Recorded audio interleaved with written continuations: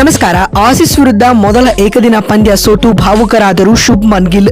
ಬಳಿಕ ತಂಡದ ಸೋಲಿಗೆ ತಿಳಿಸಿದರು ಅಸಲಿ ಕಾರಣ.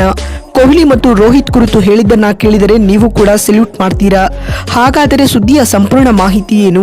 ಅಷ್ಟಕ್ಕೂ ಆಸೀಸ್ ವಿರುದ್ಧ ಭಾರತ ಮೊದಲ ಏಕದಿನ ಪಂದ್ಯ ಸೋತ ಬಳಿಕ ಟೀಂ ಇಂಡಿಯಾದ ಕ್ಯಾಪ್ಟನ್ ಶುಭ್ಮನ್ ಗಿಲ್ ಹೇಳಿದ್ದೇನು ಗೊತ್ತಾ? ಹೀಗೆ ಇದರೆಲ್ಲದರ ಬಗ್ಗೆ ಈ ವಿಡಿಯೋದಲ್ಲಿ ಕಂಪ್ಲೀಟ್ ಆಗಿ ತಿಳಿಸ್ಕೊಡ್ತಾ ಹೋಗ್ತೀನಿ. ಆದ್ದರಿಂದ ದಯವಿಟ್ಟು ಈ ವಿಡಿಯೋವನ್ನ ಕೊನೆವರೆಗೂ ನೋಡಿ.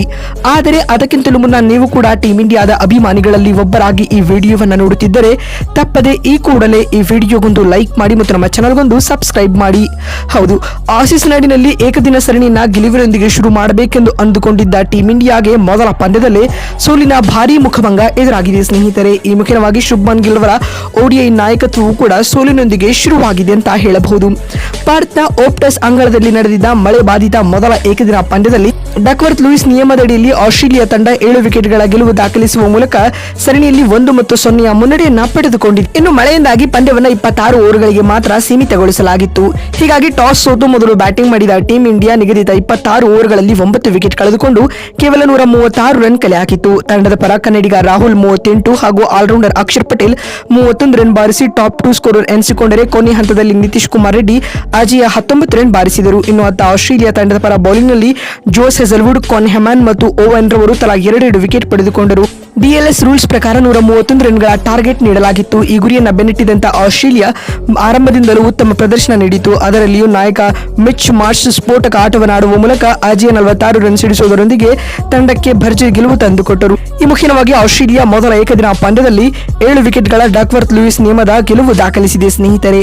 ಇನ್ನು ಭಾರತ ಪಂದ್ಯ ಸೋತ ಬಳಿಕ ಮಾತನಾಡಿದ ಶುಭ್ಮನ್ ಗಿಲ್ ಪ್ರೆಸ್ ಕಾನ್ಫರೆನ್ಸ್ ನಲ್ಲಿ ಈ ರೀತಿಯಾಗಿ ಹೇಳಿದ್ದಾರೆ: ಪಂದ್ಯದಿಂದ ನಾವು ಹೆಚ್ಚು ತಲೆ ಕೆಡಿಸಿಕೊಳ್ಳಬಾರದು, ಏಕೆಂದರೆ ಈ ಪಂದ್ಯದ ಫಲಿತಾಂಶವು ಓವರ್ ಕಾಸ್ಟ್ ಕಂಡೀಷನ್ ನಿರ್ಧರಿಸಿದೆ. ಮಳೆ ಬಂದಿದ್ದರಿಂದಾಗಿ ಪಂದ್ಯದ ಫಲಿತಾಂಶದಲ್ಲಿ ವ್ಯತ್ಯಯ ಕಂಡಿದೆ. ಆದಾಗ್ಯೂ ನನ್ನ ನಾಯಕತ್ವವು ಸೋಲಿನಿಂದ ಶುರುವಾಗಿದ್ದು ನಿಜಕ್ಕೂ ನೋವು ತಂದಿದೆ ಎಂದು ಶುಭ್ಮನ್ ಹೇಳಿದ್ದಾರೆ. ಮತ್ತು ಮಾತು ಮುಂದುವರೆಸಿದ ಅವರು, ವಿರಾಟ್ ಹಾಗೂ ರೋಹಿತ್ ಹಲವು ಸಮಯದ ಬಳಿಕ ಟೀಂ ಇಂಡಿಯಾ ತಂಡದ ಪರ ಕಣಕ್ಕಿಳಿಯುತ್ತಿದ್ದಾರೆ. ಅವರಿಗೆ ಸ್ವಲ್ಪ ಗೇಮ್ ಟೈಮ್ ಬೇಕು.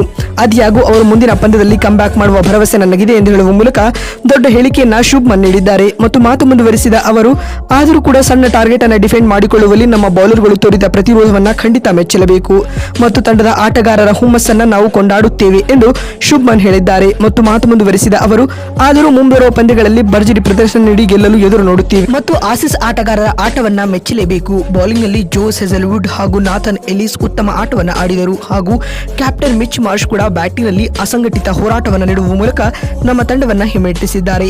ಹೀಗಾಗಿ ಅವರಿಗೆ ಗೆಲುವಿನ ಕ್ರೆಡಿಟ್ ಸಲ್ಲಬೇಕು ಎಂದು ಗಿಲ್ ಹೇಳಿದ್ದಾರೆ. ನೋಡಿದ್ರಲ್ಲ, ಆಸೀಸ್ ವಿರುದ್ಧ ಭಾರತ ಮೊದಲ ಏಕದಿನ ಪಂದ್ಯ ಸೋತ ಬಳಿಕ ಶುಭ್ಮನ್ ಹೇಳಿದ್ದೇನು ಅಂತ ತಿಳಿಸಿಕೊಡುವ ನಮ್ಮ ಈ ಪ್ರಯತ್ನ ನಿಮಗೆ ಇಷ್ಟವಾಗಿದ್ದಲ್ಲಿ ಈ ಕೂಡಲೇ ಈ ವಿಡಿಯೋಗೊಂದು ಲೈಕ್ ಮಾಡಿ. ಮತ್ತೊಂದು ವಿಡಿಯೋದಲ್ಲಿ ಸಿಗ್ತೀನಿ. ಅಲ್ಲಿವರೆಗೂ ನಮಸ್ಕಾರ, ಧನ್ಯವಾದ.